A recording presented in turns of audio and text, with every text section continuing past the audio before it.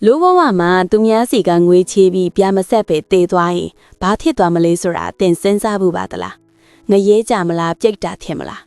တကယ်တော့အဲ့ဒီတက်ဆိုးရွားတဲ့အဖြစ်အပျက်တစ်ခုရှိပါတယ်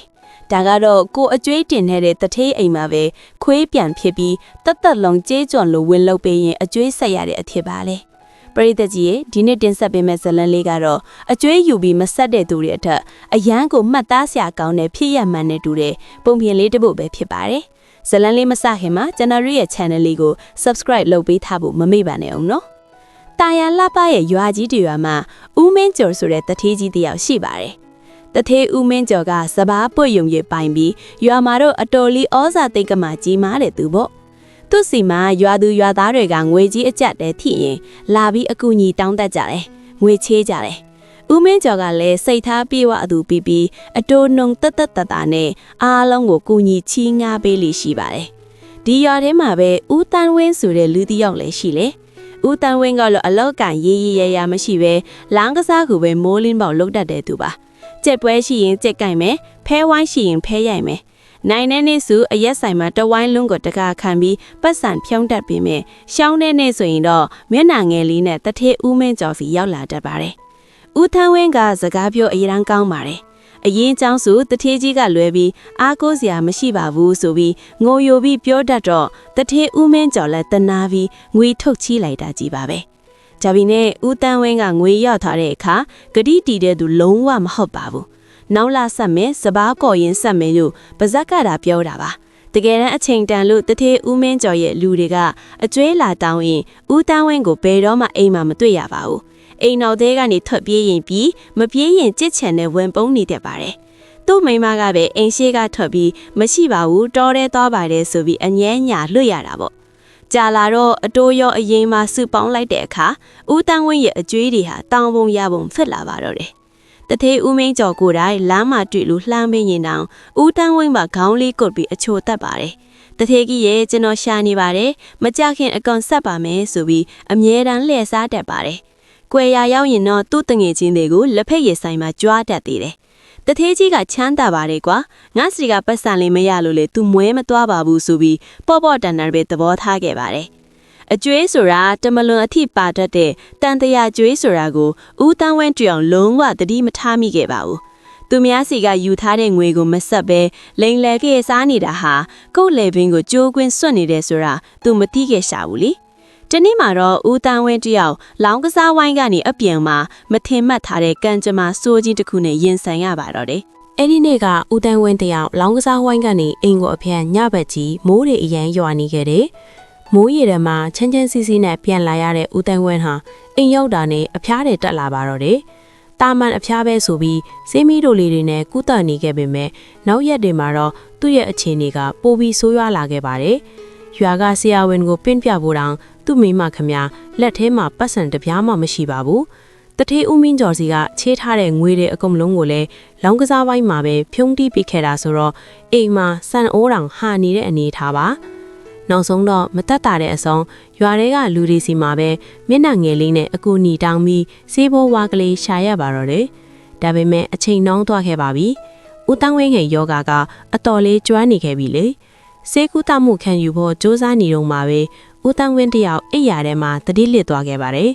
သူ့ရဲ့နောက်ဆုံးအချိန်တွေမှာတတိဦးမင်းကျော်ရဲ့မျက်နှာကိုပဲမြင်အောင်နေခဲ့လေလို့သူ့မိမကနောက်ပိုင်းမှာဖြန့်ဖြုတ်ပြခဲ့ပူပါတယ်ပါဇက်ကလည်းအကျွေးတွေဆက်ပါမယ်တတိကြီးရဲ့ဆက်ပါမယ်ဆိုပြီးရောင်ရမ်းအော်ဟစ်နေခဲ့တာပါဒါပေမဲ့တကယ်လက်တွေ့မှာတော့သူဟာအကျွေးတပြားမှမဆက်နိုင်ခဲ့ပါဘူးဒီလိုနဲ့ရပ်ပိုင်းအကျွေးမှာပဲဦးတန်းဝင်းတယောက်လူလောကကြီးကိုစွန့်ခွာသွားခဲ့ရပါတယ်သူ့ရဲ့နာယီကိုတောင်ရွာသူရွာသားတွေကဝိုင်းဝန်းပြီးကုသိုလ်ဖြစ်ကူညီပေးခဲ့ရတာပါတတိဦးမင်းကျော်လည်းဦးတန်းဝင်းတည်ဆုံးသွားတဲ့တည်င်းကိုကြားတော့စိတ်မကောင်းဖြစ်သွားခဲ့ပါတယ်အကျွေးတွေဆုံးပြီဆိုတာထက်လူဒီလောက်ဒီလိုအဖြစ်ဆိုးနဲ့တည်ဆုံးသွားတာကိုပိုပြီးတနာမိတာပါဒါကြောင့်နာယီအကြလိုအပ်တာတွေကိုတောင်ထပ်ပြီးကူညီပေးလိုက်ပါသေးတယ်တတိကြီးကငါးစီကအကျွေးတွေတော့ပါသွားပြီလေဘာတက်နိုင်မှလဲဆိုပြီးသဘောထားကြီးနဲ့ပဲလွတ်ချထားလိုက်ပါတယ်ဒါပေမဲ့ဦးတန်းဝင်းရဲ့ဝိညာဉ်ကတော့လွတ်ကျွတ်မသွားနိုင်ခဲ့ပါဘူး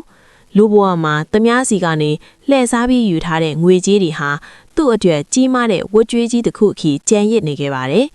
တေမင်းတမန်နေရွှေကိုရောက်တဲ့အခါမှာလဲသူ့ရဲ့အကုထုကန်နဲ့အကျွေးတွေကြောင့်ကောင်းရာသူကတိကိုမလားနိုင်ခဲ့ပါဘူးလူတယောက်ဟာတေသွားရင်အားလုံးပြီးဆုံးသွားပြီလို့ထင်ရပေမဲ့တကယ်တော့မမြင်ရတဲ့တန်တရားကျွေးဆိုတာအမြဲတမ်းနောက်ကနေအရိပ်လိုလိုက်နေတတ်တာပါအထူးသဖြင့်ကိုကလိန်လဲလှည့်စားပြီးယူထားတဲ့သူတစ်ပါးရဲ့ပစ္စည်းဥစ္စာတွေဟာတေလွန်တဲ့အခါမှာကုကိုပြန်လဲချီနှောင်မဲ့တန်ကြိုးတွေထက်လာတတ်ပါတယ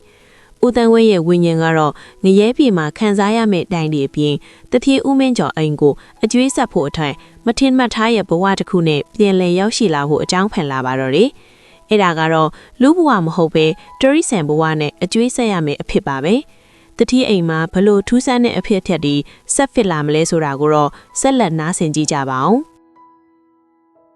ဦးတန်းဝင်းကွယ်လွန်သွားပြီးနောက်ပိုင်းရွာထဲမှာလည်းသူအကြောင်းပြောဆိုတာတွေတဖြည်းဖြည်းငြိမ်သက်သွားခဲ့ပါတယ်။အချိန်တွေကုန်လွန်လာတာနဲ့အမျှတချေဦးမင်းကျော်လေးနေ့စဉ်စီးပွားရေးလုပ်ငန်းတွေနဲ့ပဲအလုပ်ရှုပ်နေခဲ့တာပေါ့။ဒါပေမဲ့မထင်မှတ်ထားတဲ့အဖြစ်ပြန်တစ်ခုကတတိကြီးရဲ့ခြံဝင်းကျဲကြီးတွေမှာစတင်လာခဲ့ပါတယ်။တချေဦးမင်းကျော်တို့အိမ်မှာခြံဆောင်ဖို့မွေးထားတဲ့ခွေးမကြီးတစ်ကောင်ရှိတယ်။အဲ့ဒီခွေးမကြီးကဦးတန်းဝင်းဆုံးပါသွားပြီးတိတ်မကြခင်လောက်ပါတယ်ကိုဝန်လွယ်ထားရကနေခွေးလေးတွေမွေးဖွားလာခဲ့ပါတယ်။ခွေးမကြီးမွေးလာတဲ့ခွေးပေါက်စားလေးတွေထဲမှာထူးထူးခြားခြားတစ်ကောင်ပါလာခဲ့တယ်။ကျန်တဲ့ခွေးလေးတွေကအညိုရောင်အဝါရောင်လေးတွေဖြစ်နေပြီမြစ်အဲ့ဒီခွေးလေးတစ်ကောင်လေးကပဲတကိုယ်လုံးအမဲရောင်ပိမ့်ပိတ်နေတာပါအယောင်တင်ထူးခြားတာမဟုတ်ပါဘူးသူ့ရဲ့အမူကျက်တွေကလည်းတခြားခွေးပေါက်စာလေးတွေနဲ့လုံးဝကိုကွဲပြားနေခဲ့ပါတယ်တာမန်ခွေးပေါက်စာလေးတွေဆိုရင်အချင်းချင်းကြိုက်ကြကစားကြနဲ့ဆော့ကစားနေတတ်ပြီမြစ်အဲ့ဒီအမဲရောင်ခွေးလေးကတော့အမဲတန်းတစ်ကောင်နဲ့တောင်းကတ်တီငင်းငင်းလေးနေတတ်ပါတယ်အထူးခြားဆုံးကတော့အဲ့ဒီခွေးလေးရဲ့မျက်လုံးတွေပါပဲပရိသတ်ကြီးရဲ့ခွေးလေးရဲ့မျက်လုံးတွေကတာမန်တရိษံတရောင်ရဲ့မျက်ဝန်းတွေနဲ့မတူဘဲလူတယောက်ရဲ့မျက်လုံးတွေလိုအယမ်းကိုရွဲပြီးခံစားချက်တွေအကေပါနေတယ်လို့ပါပဲအထူးသဖြင့်တထေဦးမြင့်ကျော်ကိုမြင်လိုက်ရတဲ့အချိန်တိုင်းမှာအဲ့ဒီမျက်လုံးတွေထဲမှာကြောက်ရွံ့မှုတွေအားနာမှုတွေနောင်တရနေမှုတွေရောရှက်နေတယ်လို့မျိုးအမြဲတမ်းတွေ့ရတတ်ပါတယ်တထေကြီးကခွေးလေးတွေကိုအစာလာချွေးရင်တောင်ကြိုင်တဲ့ခွေးလေးတွေကအမီးတညက်နဲ့ပြေးလာကြပြီးမဲ့သူကတော့အဝေးခံနေခေါင်းလေးငုံပြီးဝတ်နေတတ်ပါတယ်တထေကြီးထွက်သွားမှသာကြံတဲ့အစာလေးတွေကိုသွားစားလိရှိတာမှာတထေဦးမြင့်ကြုံကလည်းဒီခွေးလေးရထူးခြားတဲ့အမူအကျင့်တွေကိုတတိထားမိလာပါတယ်တကူလုံးအမဲရောင်လေးထိနေတဲ့အတွက်တထေကြီးကိုယ်တိုင်ကပဲသူ့ကိုမောင်မဲဆိုပြီးနာမည်ပေးလိုက်ပါတယ်မောင်မဲလေးကနာမည်ခေါ်လိုက်ရင်ချက်ချင်းနားလေတယ်လို့ကြည်တတ်ပေမဲ့တထေကြီးအနာကိုတော့ဘတို့မှရဲရဲဝံ့ဝံ့မလာရဲပါဘူးအမီးလေးကောက်ပြီးအမြဲတမ်းမျက်နှာငယ်လေးနဲ့ပဲကြည်နေတတ်တာပါတခါတလေတထေးကြီးကတနာပြီးအနာခေါ်တက်ပေးဖို့လောက်ရင်တော့တကူလုံးတုံရင်နေတတ်ပါတယ်အိမ်သားတွေကတော့မောင်မဲလီကိုကြောက်တတ်တဲ့ခွေးလေးတစ်ကောင်လိုပဲထင်ခဲ့ကြတာပေါ့ဒါပေမဲ့မောင်မဲလီရဲ့အတွင်းစိတ်ထဲမှာဘလောက်တောင်ကြီးမားတဲ့ဝန်ထုတ်ဝန်ပိုးကြီးကိုတည်ဆောင်ထားရတယ်လေဆိုတာဘယ်သူမှမသိခဲ့ကြပါဘူးသူ့ရဲ့အတိညာဉ်ထဲမှာသူဟာတာမန်ခွေးတစ်ကောင်မဟုတ်ပဲအကျွေးမဆက်နိုင်လို့ဒီအိမ်ကိုကြုံခံဖို့ရောက်လာတဲ့သူတိလောက်ဆိုတာကိုသိနေခဲ့ပုံရပါတယ်ဘာဖြစ်လို့လဲဆိုတော့မောင်မဲလီအရွယ်ရောက်လာတဲ့အခါမှာသူလှုပ်ဆောင်ပြခဲ့တဲ့အရာတွေကတာမန်တရိษံတရောင်ရဲ့အတိညာဉ်ထက်အများကြီးစာလွန်ခဲ့လို့ပါပဲတထေးအိမ်မှာမောင်မဲတယောက်ဘာတွေများဆက်လို့မလဲဆိုတာကိုကျမတို့ဆက်ပြီးကြည့်လိုက်ကြရအောင်နော်မောင်မဲလေးနဲ့အရွယ်ရောက်လာတဲ့အခါမှာတော့သူ့ရဲ့ထူးခြားမှုတွေကပိုးပြီးတိတာထင်ရှားလာပါတော့တယ်တာမန်ခွေးတွေလိုဟောင်းနာစော့ကစားတာမျိုးလုံးဝမလုပ်ဖဲကျူတယောက်လိုအတိညာဉ်ရှိနေတာကိုအိမ်သားတွေအံ့ဩစွာတွေ့လိုက်ရပါတယ်အထူးသဖြင့်အိမ်အလုပ်တွေကိုသူတတ်နိုင်သလောက်ဝင်ကူညီခြင်းတွေအမှုခြင်းတွေပါဥပမာပြောရရင်အိမ်ကအလုပ်သမားတွေချင်းခွဲရင်သုံးလုံးပြုတ်ကျသွားတဲ့ထင်းချောင်းသေးသေးလေးတွေကိုပါဇက်ကနေကိုက်ပြီးနေရာတကျပြန်သွားပုံပေးတတ်ပါတယ်ခြံထဲမှာလမ်းထားတဲ့စပားတွေစီကိုစစ်တွေငှက်တွေလာစားရင်လေပြေးနီမောင်ထုတ်ပေးပါတယ်ဒါပေမဲ့သူ့မှာအသီးဆက်ရှိနေလို့တာတော့မသိဘူးစစ်တွေကိုကိုက်တာဖမ်းတာမျိုးလုံးဝမလုပ်ပါဘူးဟန်တားယုံလောက်ပဲလုပ်တာပါအထူးခြားဆုံးကတော့တထေးဦးမင်းကျော်အပေါ်ထားတဲ့သူ့ရဲ့အပြုအမူတွေပါပဲမောင်မဲဟာတထေးကြီးအိမ်ရှိခုပင်မှာထိုင်နေရင်အဝေးကနေခေါင်းလေးငုံပြီးရိုးရိုးချိုးချိုးဝက်နေတတ်ပါတယ်တထေးကြီးအပြင်သွားကနေဖက်နှက်စီမလို့ရှာနေရင်ဖက်နှက်ကိုပါဇက်နဲ့ကိုက်ပြီးအနားကိုယူလာပေးတတ်ပါတယ်ဒါပေမဲ့ဖက်နှက်ချပေးပြီးတာနဲ့တထေးကြီးကခေါင်းလေးလှမ်းတက်မလို့လုပ်ရင်ချက်ချဲနောက်ဆုတ်သွားပြီးအမီးလေးကုတ်ကကြောက်ရွံ့နေတဲ့ပုံစံမျိုးပြန်ဖြစ်သွားတာပါတထေးကြီးကလည်းဒီခွေးလေးဟာငေါ့ကိုများအရင်ဘဝကအကျွေးတင်ခဲ့ဘူးသလားဆိုပြီးနောက်ပြောင်ပြောဆိုရတဲ့အထိမောင်မဲရဲ့အပြုအမူတွေကထူးခြားလို့နေခဲ့ပါ යි တကယ်တော့မောင်မဲရဲ့ခန္ဓာကိုယ်သာခွေးဖြစ်နေပေမဲ့သူ့ရဲ့ဝิญဉ်ကတော့အကျွေးမဆက်ပဲတေးသွားတဲ့ဦးတန်းဝင်းဆိုတဲ့အသည့်စိတ်အပီးအဝရှိနေတာပါသူဟာအရင်ဘဝကတထေးဦးမင်းကျော်စီကနေလိန်လဲယူငင်ခဲ့တဲ့ငွေကြေးတွေအထက်အခုဘဝမှာခွေးတကောင်အနေနဲ့အလုပ်အကျွေးပြုတ်ပြီးပြန်ဆက်နေရတာဖြစ်ပါတယ်လူဘဝတုန်းကပတ်စံတွေကိုလွယ်လွယ်ကူကူထုံးတီးခဲ့ပြီးမြဲအခုတရိษံဘဝရောက်တဲ့အခါမှာတော့စကားလည်းမပြောနိုင်လူတွေလူလည်းအလုပ်မလုံနိုင်တဲ့အထက်သူခမစိတ်ဆင်းရဲကိုဆင်းရဲနဲ့အကျွေးဆက်ဖို့ကြိုးစားနေရရှာတာမှာကိုလုတ်ခဲ့တဲ့အဖြစ်တွေအတွက်နောင်တရနေတဲ့မောင်မဲဟာနေကင်းဘက်တွေမှာအိမ်အလုပ်တွေကိုတက်နိုင်သလောက်ဝင်းလုပ်ပေးရတော့တင်မကပါဘူးညဘက်တွေမှာဆိုရင်လည်းမောင်မဲတယောက်အိတ်ချိန်မရှိသလောက်ပါပဲတအိမ်လုံးအိတ်မောကြော်နေတဲ့အချိန်ဒီမှာတထိတ်အင်ကြီးလုံခြုံရေးအတွက်မောင်မဲဘလူရီအနစ်နာခံပြီးညမအိတ်ပဲစောင့်ရှောက်ပေးခဲ့တယ်လေဆိုတာကိုတော့ဆက်လက်နားဆင်ပေးကြပါအောင်နော်ပရိသတ်ကြီးရေတာမန်ခွေးဒီဆိုရင်နေ့လေပဲစော့ကစားပြီးလို့ညဘက်ရောက်ရင်နှွေးနှွေးထွေးထွေးနဲ့အေးအေးဆေးဆေးအိတ်ဆက်အနားယူတတ်ကြပါလေဒါပေမဲ့မောင်မဲကတော့အဲ့ဒီလိုမဟုတ်ပါဘူးနေဝင်မိုးချုပ်လို့အိမ်ကလူတွေရောတခြားခွေးတွေပါအိမ်မောကြနေတဲ့အချိန်ဆိုရင်မောင်မဲရဲ့အလုပ်တွေကစကင်ပါတော့တယ်တချေဦးမြင့်ကျော်တို့အိမ်ကြီးကခြံဝင်းကျဲကြီးနဲ့ဆိုတော့ညဘက်ဆိုတိတ်ဆိတ်ပြီးအမောင်တို့ကကြီးစိုးနေတတ်တာပေါ့အဲ့ဒီအချိန်ဒီမှာမောင်မဲတကောင်နဲ့ခြံထဲမှာလှဲ့လဲပြီးကင်းလှဲ့နေတတ်ပါတယ်အိမ်ရွှေတကားဝါကနေစပားကြီးအဲ့ဒီကနေကြက်ချံဝက်ချံဒီအခိမောင်မဲကညမအိပ်ပဲအခောက်ခောက်အခါခါပတ်ပြီးစောင့်ရှောက်ပေးနေတာပါဆောင်းတွင်းဘက်နှင်းတွေကြလို့အေးဆက်နေတဲ့ညတွေမှာတောင်မောင်မဲကနှွေးတဲ့နေရာမှာသွားမအိပ်ပါဘူးအရင်ဘဝကလူဘဝမှာတထေးကြီးစီကငွေတွေချီလောင်းကစားတွေလုပ်ပြီးအေးအေးဆေးဆေးအိတ်ခဲ့သမျှအခုခွေးဘဝရောက်မှမအိတ်နိုင်မစားနိုင်တဲ့အကျွေးဆက်နေရတာပါအကျွေးဆိုတာဒီဘဝမဆက်နိုင်ရင်နောင်ဘဝအထီလိုက်တဲ့တဲ့ဆိုတာကိုမောင်မဲရဲ့ဘဝကတက်တည်ပြနေတယ်လို့ပါပဲတိရွက်ကျွေးတန်လီကြရင်နောင်နိုင်နဲ့လီထောင်ပြီးတထေးကြီးရဲ့ပစ္စည်းတွေတခုခုဖြစ်သွားမလားဆိုတဲ့စိုးရိမ်စိတ်နဲ့ချက်ချင်းပြေးကြည့်တတ်ပါပဲညလုံးပေါင်းမအိပ်ဖဲအိမ်ကိုစောင့်ရှုပ်ယုံနေမကပါဘူးနေ့လယ်ဘက်တွေမှာလဲမောင်မဲကအနားမယူပါဘူးတထေးအိမ်ကအလုသမားတွေစပားလန်းတဲ့အခါစာကလေးတွေကြီးခင်းတွေလာမဆိုင်အောင်နေဘူးကျဲကျဲဟင်းမှာလျှာထွက်မတဲ့ပြေးလွှားပြီးမောင်းထုတ်ပေးပါ၏အလုသမားတွေကအရိတ်ထဲမှာနားနေပြီးမှမောင်မဲကတော့နေဘူးထဲမှာစပားပုံကိုစောင့်ပေးနေတတ်တာပါ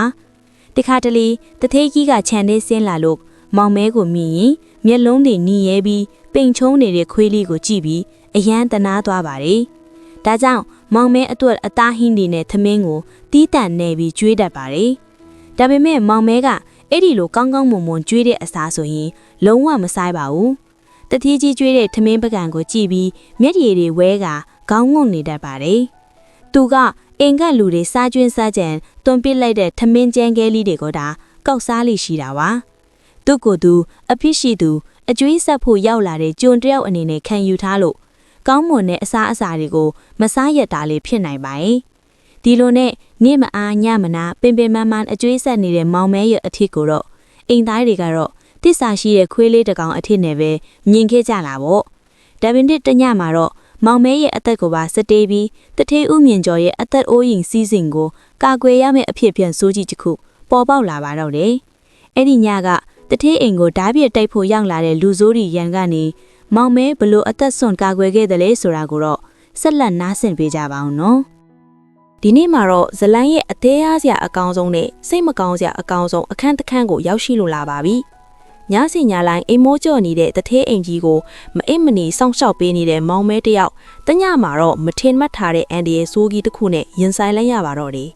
အဲ့ဒီညကကောင်းကင်မှာလာမိုင်းညဖြစ်တဲ့အတွက်ကျဲရောင်လိုက်အောင်မရှိပဲပဝင်းကျင်တစ်ခုလုံးအတော်လေးမောင်မိုက်နေပါတယ်။ဆောင်းတွင်းဘက်လည်းဖြစ်တာကြောင့်ရွာတရွာလုံးလူချီတိတ်ပြီးအစိုးကြီးကလေးကအိမ်မောကျနေကြတဲ့အချိန်ပေါ့။အဲ့ဒီလိုတိတ်ဆိတ်ငြိမ်သက်နေတဲ့အချိန်မှာတထေးဦးမင်းကျော်တို့ခြံကြီးကိုရီရွေချက်စိုးနဲ့ချင်းကပ်လာတဲ့လူတစုရှိနေပါတယ်။သူတို့ကတော့တထေးအိမ်ကိုဖောက်ထွင်းပြီးတန်ဖိုးကြီးပစ္စည်းလေးယူငင်ဖို့ကြံစည်ထားတဲ့နမဲကြီးတခိုးသားပြားဒီပဲဖြစ်ပါတယ်။သူတို့လက်ထဲမှာလေဓားတွေတုတ်တီကိုစီကိုင်ဆောင်ထားကြတာပေါ့တထေးအိမ်ကအလုသမားတွေရောတထေးကြီးပါကနေကုံအလုတ်ထားရတော့ပင်မန်းပြီးနှစ်ချိတ်ချိတ်အိမ်မောကျနေကြတဲ့အချိန်မှာဒါပေမဲ့ဒီအိမ်ကြီးမှာညဘက်ဆိုလုံးဝမအိပ်ပဲအမြဲတမ်းကင်းဆောင်နေတဲ့မောင်မဲရှိနေရဆိုတာကိုတော့အဲ့ဒီတခိုးတွေမသိခဲ့ကြပါဘူး မောင်မဲကချမ်းဝင်းတွေကတစ်ပင်ရိပ်အောင်မှာငင်းငင်းလေးဝတ်နေရင်လေတွေကနေပါလာတဲ့လူစိမ့်နှံကိုချက်ချင်းရလိုက်ပါတယ်တာမန်အချင်းတွေဆိုလေတိုက်လို့တရွက်လွန့်တာလောက်ကိုအေးမလို့ပြီးမိအခုကတော့အန်ဒီရဲ့အနက်အသက်ကိုတေချာပေါက်ရလိုက်တာပါမောင်မဲကချက်ချင်းပဲမတ်တက်ရက်လိုက်ပြီးချန်စီယိုဘက်ကိုအာယုံဆိုင်လိုက်ပါတယ်အမောင်ထဲမှာလူရိတ်3-4ခုချန်စီယိုကိုတိတ်တဆိတ်ကြောတက်လာတာကိုမောင်မဲတီးတီးချာချာမြင်လိုက်ရပါပြီအဲ့ဒီအချိန်မှာမောင်မဲရဲ့ခေါင်းထဲမှာတထီးကြီးရဲ့ပစ္စည်းဥစ္စာတွေကိုအဆုံးရှုံးခံလို့မဖြစ်ဘူးဆိုတဲ့အသီးစီကအပြည့်အဝဝင်လာပါတယ်တခိုးရီကခြံတဲကိုရောက်ရောက်ချင်းနဲ့အိမ်မကြီးဘက်ကိုခြေတန်းလုံလုံနဲ့ရှောင်းလာကြပါတယ်မောင်မဲကသူတို့ကိုဟန်တာဖို့အတွက်ပုံးခွေရာကနေထွက်လာပြီးအတန်ကုန်ဟစ်ကပြင်းပြင်းထန်ထန်စော့တင်ဟောင်ပါတော့တယ်မောင်မဲရဲ့ဟောင်တန်ကတချမ်းလုံးကိုဟင်းထွက်သွားပြီးညစ်နဲ့တန်းကောင်ရဲ့တိတ်ဆိတ်မှုကိုဖြိုးကွင်းလိုက်တယ်လို့ပါပဲတခိုးရီလည်းရိုးတရက်လန့်သွားပြီးမောင်မဲကိုတုံ့တီနဲ့ရွေကချုံလန့်ကြပါတယ်မဟောင်နဲ့တိတ်တိတ်နေဆိုပြီးတီးတိုးရည်ရွက်ကြပြီးမိမောင်မဲကလုံးဝနှောမဆုတ်ပါဘူးအိမ်ထဲကလူတွေနိုးလာအောင်ပိုးပြီးကြဲကြဲလောင်မောင်ဟောင်ရင်တခိုးနီရှေ့ဆက်မတိုးနိုင်အောင်အရှိကနေပိတ်ရထားပါတယ်တခိုးကောင်းဆောင်ကဒေါသထွက်သွားပြီးသူ့လက်ထဲကတန်တုံကြီးနဲ့မောင်မဲကိုအားကုန်လွှဲလိုက်လိုက်ပါတော့တယ်ဖျန်းဆိုတဲ့အတန်နဲ့အတူမောင်မဲရဲ့ခန္ဓာကိုယ်လေးလွင့်စင်သွားပြီးမြသူချက်ချင်းပြန်ထားလာပါတယ်ပြီးတော့တခိုးကောင်းဆောင်ရဲ့ချက်လုံးကိုအပြင်းထန်ခုန်ဥပြီးကြိုက်ပါတော့တယ်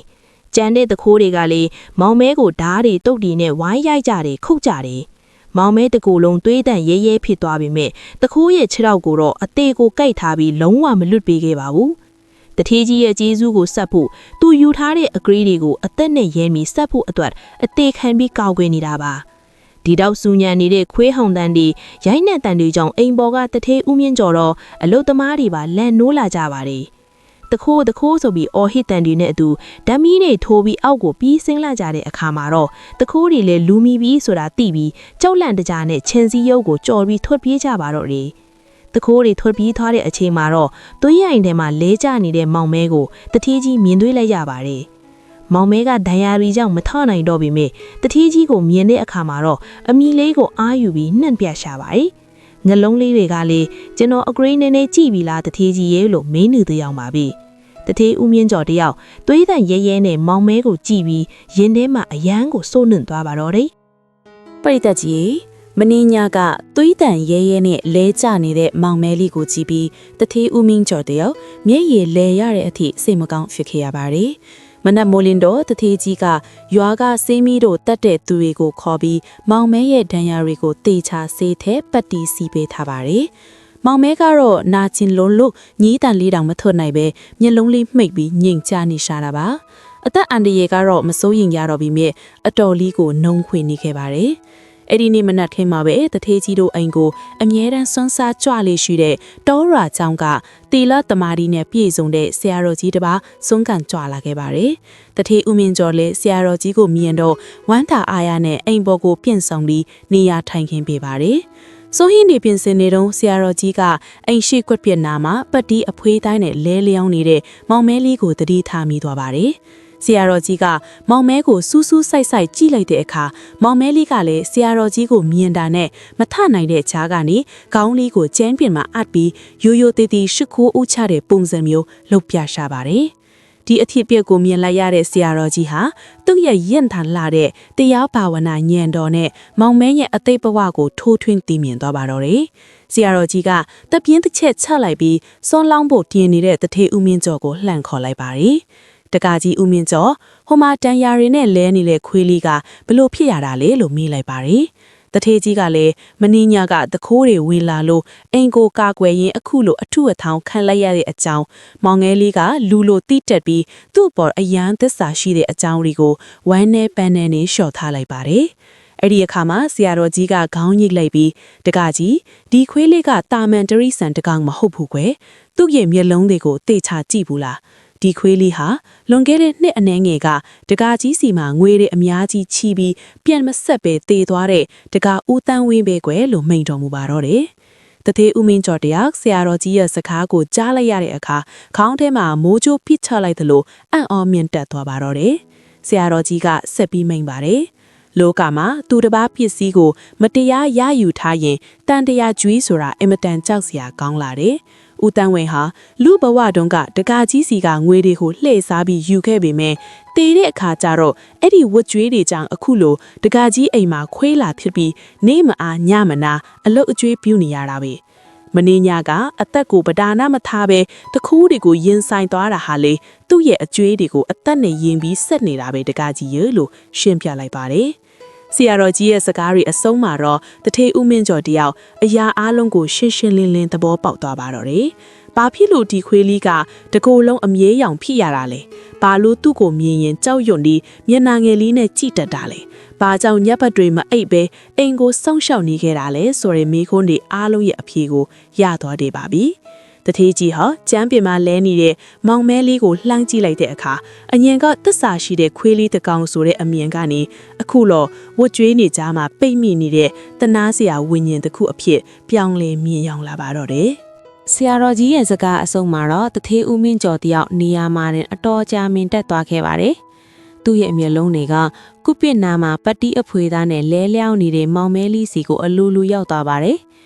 အရင်ကတော့သစ္စာရှိတဲ့ခွေးလီမာလီတကောင်လူပဲမြင်ခဲ့ပေမဲ့အခုအချိန်မှာတော့အဲ့ဒီအမြင်တွေလုံးဝပြောင်းလဲသွားခဲ့ပါပြီ။ခွေးလေးရဲ့ကိုယ်ထဲမှာရှိနေလားဟာတခင်ကသူ့စီမှာမျက်နှာငယ်လေးနဲ့ငွေလာချီတတ်တဲ့နောက်တော့အကျွေးမဆက်နိုင်ပဲယောဂဝေဒနာနဲ့တေဆုံးသွားခဲ့ရှာတဲ့ဦးသားရင်းရဲ့ဝိညာဉ်ပဲဆိုတာကိုသူသေးသေးချာချာလက်ခံလိုက်မိပါပြီ။တထေးကြီးရဲ့ရင်ထဲမှာဒေါသဖြစ်တာမျိုးလုံးဝမရှိခဲ့ပါဘူး။အဲ့ဒီအစားဖျော်ပြတက်လောက်အောင်ကြီးမားတဲ့တနာဂရုဏာစိတ်တွေကသာဖုံးလွှမ်းသွားခဲ့ပါတယ်။တန်တရားဆိုတာဘလောက်တောင်ကြောက်စရာကောင်းလိုက်တယ်လေ။လူဘဝမှာသူများစီကနေလှည့်စားမိရယူခဲ့တဲ့ငွေကြေးလေးအနှဲငယ်အတွက်တရိษံဘဝနဲ့ဒီလောက်တောင်ပေးဆက်နေရတာလားဆိုတဲ့အတွေးနဲ့ကြက်သီးတွေတောင်ထလာမိပါတယ်။မောင်မဲလေးသူ့ကိုမြင်တိုင်းဘာလို့အမီးကုတ်ပြီးကြောက်နေခဲ့တယ်လဲ။ညဘက်တွေမှာဘာဖြစ်လို့မအိပ်ပဲတအိမ်လုံးကိုကင်းလက်ဆောင်ရှောက်ပေးနေခဲ့တယ်လဲ။ပြီးတော့သူ့အထက်ကိုတောင်ပဒါနာမထားပဲတခိုးရီရန်ကနေဘာကြောင့်သွေးတန်ရဲရဲနဲ့ကာကွယ်ပေးခဲ့တယ်လဲဆိုတဲ့အကြောင်းရင်းမှန်တွေကိုပြန်တွေးမိလေတသေးကြီးရင်ထဲမှာစိုးနစ်လာလီပါပဲတသေးဦးမြင့်ကျော်ဟာဆရာတော်ကြီးကိုရိုးရိုးသေးသေးကတော့ပြီးပြန်လွတ်ပြီးတဲ့နောက်မောင်မဲလေးအနာကိုဖြည်းဖြည်းချင်းလျှောက်သွားလိုက်ပါမောင်မဲလေးကတသေးကြီးလာတာကိုမြင်တော့ထုံးစံအတိုင်းအားနာကြောက်ရွံ့နေမြလုံရွေးကြီးနေကြည့်ပြီးခေါင်းလေးကိုကျမ်းပြင်မှာဝတ်ချလိုက်ပါအရင်လိုဆိုရင်တထေးကြီးကတနာပေမဲ့ခတ်ခွာခွာပဲနေခဲ့တာပါဒါပေမဲ့အခုတော့တထေးကြီးဟာကျမ်းပြင်မှာထိုင်ချလိုက်ပြီးသွေးစောနေတဲ့မောင်မဲလေးရဲ့ခေါင်းလေးကိုယူးယူးရရလှမ်းတက်ပေးလိုက်ပါတယ်မောင်မဲလေးကရုတ်တရက်လန့်သွားပြီးကိုလေးတွန့်သွားပေမဲ့တထေးကြီးရဲ့အထီးအတွေ့ကနူးညံ့နေလို့ငြိမ်နေရှာပါတယ်အဲ့ဒီအချိန်မှာတထေးကြီးရဲ့မျက်ဝန်းကနေမျက်ရည်ပေါက်တွေပေါက်ကနေကျလာပါတော့တယ်ပြီးတော့တုံရီနေတဲ့အတန်နဲ့မောင်မဲလေးကိုစကားစားပြောလိုက်ပါတယ်။ကိုတောင်းဝင်မင်းငါအပေါ်မှာအကျွေးတင်ခဲ့တယ်ဆိုတဲ့စိတ်နဲ့ဒီလောက်တောင်အနစ်နာခံပြီးပေးဆက်နေခဲ့ရတာလားကွာ။မင်းယူသွားတဲ့ပတ်စံလေးတာငါအတွက်အရေးမကြီးပါဘူးကွာ။မင်းဒီလောက်ကြီးဒုက္ခခံပြီးခွေးဘဝနဲ့လာဆက်နေရတာကိုမြင်ရတော့ငါအယမ်းစိတ်မကောင်းဖြစ်ရတဲ့ကိုတောင်းဝင်ရဆိုပြီးရှိုက်ကြီးတင်ငင်ပြောချလိုက်ပါတယ်။တထေးကြီးရဲ့ပါဇက်ကနေထွက်လာတဲ့ကိုတန်းဝင်းဆိုတဲ့နာမည်ကိုကြားလိုက်ရတဲ့အခါမောင်မဲလေးရဲ့မျက်လုံးတွေကချက်ချင်းအယောင်လက်သွားပါတယ်။သူ့ရဲ့လျှို့ဝှက်ချက်ကိုတထေးကြီးတိသွားပြီဆိုတာသူနားလည်လိုက်ပုံရပါတယ်။မောင်မဲလေးဟာအားမရှိတဲ့ကြားကနေခေါင်းလေးကိုမော့ပြီးတထေးကြီးရဲ့လက်ကိုလှလေးနဲ့လမ်းရပ်ပါတော့တယ်။ပြီးတော့မောင်မဲလေးရဲ့မျက်လုံးအိမ်ကနေလူတစ်ယောက်လိုပဲမဲ့ရည်ပေါက်ကြီးတွေတောက်ကနေကျလာပါတော့တယ်။တထေးကြီးကလည်းမောင်မဲလေးကိုဖတ်ပြီးမငိုပါနဲ့တော့ကိုတန်ဝင်းရမင်းပေးဆက်ခဲ့တာတွေအားလုံးလုံလောက်သွားမှာပြီဆိုပြီးနှစ်စိမ်ပြီးနေပါတော့တယ်ပရိသတ်ကြီးတွေတချင်းကအကျွေးမဆက်တဲ့လူတစ်ယောက်နဲ့အကျွေးရှင်တထေးကြီးတို့ကြားကအာဃာတတွေဟာမျက်ရည်တွေနဲ့အတူအားလုံးကြေးအေးသွားခဲ့ပါပြီဒါပေမဲ့မောင်မဲလေးရဲ့ဒဏ်ရာတွေကအတော်လေးပြင်းထန်နေတဲ့အတွက်အသက်ရှင်ဖို့ကတိတ်မသေးကြတော့ပါဘူးဒီတော့တထေးဦးမြင့်ကျော်တယောက်မောင်မဲလေးကိုတန်တရာကျွေးတွေကနေအပီးတိုင်းလွတ်မြောက်သွားအောင်ဘလို့များရေစက်ချက်အမျှဝေပေးမလဲဆိုတာကိုတော့ဆက်လက်နားဆင်ပေးကြပါအောင်နော်တထေးဦးမြင့်ကျော်တယောက်မောင်မဲလေးရဲ့ဖီးရဲ့မြန်ကိုတီးသွားပြီးတဲ့နောက်မှာတော့မောင်မဲလေးရဲ့အခြေအနေကတနာရီတဲ့တနာလီပိုပြီးဆိုးရွားလိုလာပါတယ်တထေးကြီးကမဲရည်တွေနဲ့ဖက်ထားပြီးပြူးစုပြီးနေပေမဲ့တခိုးတွေရဲ့ရိုက်နယ်ထားတဲ့ဒဏ်ရာတွေကတိတ်ပြင်းထန်လို့နေတော့မောင်မဲလေးရဲ့အသက်ကတိတ်မရှိတော့ဘူးဆိုတာအားလုံးသဘောပေါက်မိကြပါတယ် ဒါပေမဲ့တထေးကြီးရဲ့ရင်ထဲမှာပူပန်နေတာတစ်ခုရှိပါတယ်အဲ့ဒါကတော့ဦးတန်းဝင်းရဲ့ဝိညာဉ်ဟာဒီအကျွေးတွေကြောင့်သာခွေးဘွားရောက်ရတာမလို့သူထေပွားရင်တော့ဒီအကျွေးမကြည့်မရှင်းနောက်ဘဝတွေမှာပါထပ်ပြီးကြေးကျွန်လို့ပေးဆက်နေရအောင်မယ်ဆိုတဲ့အသည့်ပါပဲဒါကြောင့်တထေးဦးမင်းကျော်ဟာအချိန်မဆိုင်ပဲရွာကအကြောင်းထိုင်ဆရာတော်ကြီးအပါအဝင်တန်ဃာတော်တွေကိုအိမ်ကိုပင့်ဆောင်ပြီးအကြီးပေါ်စွန့်ကပ်လှူဒန်းမှုတစ်ခုကိုပြုလုပ်ပါတော့တယ်အဲ့ခန်းကြီးကြီးထဲမှာတန်ဃာတော်တွေနေရာယူပြီးတဲ့အခါတထေးကြီးကမောင်မဲလေးကိုအဲ့ခန်းတောင်းကတန်ရှင်းတဲ့နေရာလေးတစ်ခုမှာတေးသေးချာချာတည်ယူပြီးချထားပေးပါတယ်မောင်မဲလေးလားမျက်လုံးလေးမိတ်တချင်းဖွင့်တချင်းနဲ့ထွက်သက်ဝင်သက်ကိုခက်ခက်ခဲခဲရှူရှိုက်နေရရှာတာပါစွန့်ကပ်လူပြီးတရားနာရေဆက်ချမဲ့အချိန်ရောက်တော့တတိဦးမြင့်ကျော်ဟာဆရာတော်တန်ဃာတော်တွေရှေ့မှာဒူးထိုင်ချလိုက်ပြီးမောင်မဲလေးကိုကြည်ကပြက်ပြက်တတစကားတခွန်းပြောလိုက်ပါတယ်ကိုတန်းဝင်းခမည်းချင်းုံစီကယူထားတဲ့ငွေတွေအားလုံးအတိုးရောအရေးမှာအကုန်လုံးကိုဒီနေ့ဒီအချိန်ကစပြီးကျွန်တော်အကျွေးမဲ့ကြည်အေးခွင့်လွှတ်ပေးလိုက်ပါပြီခမည်းကျွန်တော်ကိုဘာမှပြန်ဆက်စီရမလို့တော့ဘူးကျွန်တော်တို့နှစ်ယောက်ကြားမှာဘာအကျွေးမှမရှိတော့ဘူးဒီကနေ့ကစပြီးဒီဝကျွေးတွေအားလုံးကိုအခုဘဝမှာတင်အဆုံးသတ်လိုက်ကြပါစို့ခမည်းရဲ့တစ္ဆာရှိမှုနဲ့အသက်ဆုံးကာကွယ်ပေးခဲ့ရတွေကအကျွေးတွေထက်တောင်ပိုပြီးတန်မိုးရှိနေပါပြီနောင်ဘဝဆက်တိုင်းမှာဘသူစီမဒီလိုအကျွေးမျိုးမတင်ပါစေနဲ့လို့ရင်ထဲကလာတဲ့မေတ္တာနဲ့ကြီးကြီးနက်နက်ကြီးခွတ်လွတ်ပေးလိုက်ပါတယ်ပြီးတော့ဆရာတော်ကြီးတရားဟောရေဆက်ချော့တဲ့အခါမှာလေကိုတန်းဝင်းဆိုတဲ့နာမည်ကိုတက်ပြီးဒီကနေ့လူဒိတ်ရတဲ့ကုသိုလ်ကောင်းမှုအစုစုကိုတေးကြအမျှဝေပြီးပါတော့လေအဲ့ဒီရေဆက်ချအမျှဝေတဲ့အတန်ကိုကြားရတဲ့အချိန်မှာတော့မောင်မဲလေးရဲ့ကိုပေါ်ကအပူလုံးကြီးတစ်ခုကျသွားသလိုပါပဲတာဒုလို့ခေါ်တဲ့အတန်တွေအဆုံးမှာတော့မောင်မဲလေးဟာအားရင်မရှိတဲ့ကြားကနေခေါင်းကြီးကိုမတ်အောင်ကျူးစားပြီးထောင်လိုက်ပါတယ်ပြီးတော့တထေးကြီးကိုကျဲစူးတင်တဲ့အကြည့်မျိုးနဲ့ကြည့်ပြီးအမီးလေးကိုတစ်ချက်နှစ်ချက်လှုပ်ပြရှာပါတယ်သူ့ရဲ့မျက်လုံးတွေထဲမှာအရင်ကရှိနေခဲ့တဲ့အားငယ်မှုတွေကြောက်ရွံ့မှုတွေနောင်တတရားတွေအားလုံးပျောက်ကွယ်သွားပြီးအီးချမ်းမှုအပြည့်အဝကိုရရှိသွားတဲ့ပုံပါပဲအကျွေးဆိုတဲ့လေးလံလာတဲ့ထမ်းဘိုးကြီးကိုပခုံးမော်ကနေချလိုက်ရတယ်လို့မောင်မဲလေးတယောက်အယမ်းကိုပေါ့ပေါသွားပုံရပါတယ်တကယ်ကိုအန်အောစရာကောင်းလောက်အောင်ပဲမောင်မဲလေးရဲ့မျက်နှာပေါ်မှာနာကြည်နဲ့အရေးအယောင်တွေလုံးဝမရှိတော့ပဲငင်းချမ်းတဲ့အသွင်ကိုစောင်းလာပါတော့တယ်ပရိသတ်ကြီးရေရှေးဆက်ချအမြအဝေပွဲပြီးဆုံးသွားတဲ့နေ့လည်ခင်းလေးကုံလုံးလူညဘက်ကိုရောက်လာတဲ့အခါမှာတော့မောင်မဲလေးရဲ့အသက်ရှူနှုန်းလေးကတဖြည်းဖြည်းနဲ့ပိုပြီးနှေးကွေးလာပါတော့တယ်အရင်ညဒီတုန်းကဆိုရင်တအိမ်လုံးအိတ်မောကြနေချိန်မှာမောင်မဲတယောက်မအိတ်မနေပဲခြံထဲမှာကင်းလှည့်နေတတ်ပြီးမြင့်ဒီညမှာတော့မောင်မဲလေးဟာတထေးကြီးပြင်ပေးထားတဲ့နေရာလေးမှာငင်းသက်စွာလဲလျောင်းနေပါတယ်တထေးဦးမြင့်ကျော်ကလည်းမောင်မဲလေးကိုစိတ်မချတာနဲ့အနားမှာပဲထိုင်ပြီးအဖော်ပြုတ်ပေးနေခဲ့တာပါညင်းနဲ့တန်းကောင်းရန်အချိန်လေးကိုရောက်တဲ့အခါမှာတော့မောင်မဲလေးဟာမိထားတဲ့မျက်လုံးလေးတွေကိုအตาရဖြန်ဖွင့်လိုက်ပါတယ်ပြီးတော့သူ့ဘေးနားမှာထိုင်နေတဲ့တထေးကြီးကိုစိုက်ကြည့်လိုက်ပါတယ်အဲ့ဒီအကြီးဟာအရင်ကလိုကြောက်ရွံ့အားငယ်နေတဲ့အကြီးမျိုးလုံးဝမဟုတ်တော့ပါဘူးကျေးဇူးတင်လွန်းလို့ပြောမပြောတတ်အောင်ဖြစ်နေတဲ့အေးချမ်းတီကင်လွန်းတဲ့အကြီးမျိုးပါတထေးကြီးကမောင်မဲလေးရဲ့ခေါင်းလေးကိုအตาရလှမ်းတက်ပေးလိုက်တဲ့အချိန်မှာတော့မောင်မဲလေးဟာတထေးကြီးရဲ့လက်ကိုနောက်ဆုံးအကျဉ်းဖြစ်ခက်ဖော်ဖော်လေးလှက်လိုက်ပါတယ်ပြီးတာနဲ့တပြိုင်နက်တပ်ပြင်းရှည်ကြီးတစ်ချက်ကိုမှုန့်ထုတ်လိုက်ပြီးမျက်လုံးလေးတွေကိုထာဝရမှိတ်သွားပါတော့တယ်ဒီတစ်ချိန်မှာတော့မောင်မဲဆိုတဲ့ခွေးလေးရဲ့ခန္ဓာကိုယ်ထဲကနေဦးတန်းဝင်းရဲ့ဝိညာဉ်ဟာအကျွေးတွေကင်းစင်ပြီးလွတ်လွတ်ကျွတ်ကျွတ်နဲ့ထွက်ခွာသွားခဲ့ပါပြီတထေးကြီးရဲ့ခွင့်လွတ်ကြေးအေးမှုနဲ့ကုသိုလ်ကောင်းမှုတွေကြောင့်ဦးတန်းဝင်းရဲ့ဝိညာဉ်ဟာတရိษံဘဝကနေကျွတ်လွတ်ပြီးကောင်းရာသူဂတိကိုတွားနိုင်ခဲ့ပြီဆိုတာအတိအကျပါပဲနောက်နေ့မနက်မိုးလင်းတော့တထေးဦးမြင့်ကျော်ဟာမောင်မဲလေးရဲ့ရုပ်အလောင်းကိုခြံထဲကတစ်ပင်ကြီးတစ်ပင်အောက်မှာတေးသေးချာချာမြေမြုပ်တင်ကြယူပေးလိုက်ပါတယ်။တာမန်ခွေးတကောင်တေးဆုံးသွားတာမျိုးမဟုတ်ပဲအကျွေးတွေကိုအသက်နဲ့ယင်းပြီးဆက်သွားတဲ့ကျေးဇူးရှင်တယောက်အနေနဲ့အလေးအနက်ထားပြီးဂူလေးလုပ်ပေးခဲ့တာပါ။ပရိသတ်ကြီးရေ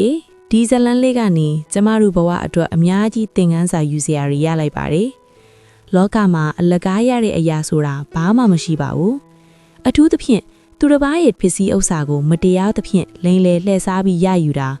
အကျွေးယူပြီးတမင်တက်မဆက်ပဲရှောင်နေတာတွေဟာကိုသန္တရာမှာပြန်လဲချီနှောင်မဲ့ကြိုးဝင်းတွေကိုဖန်တီးနေတာနဲ့အတူတူပါပဲ။ လူဘဝမှာအကျွေးမဆက်နိုင်ရင်နောက်ဘဝတွေမှာတရိษံဘဝနဲ့ဖြစ်စီ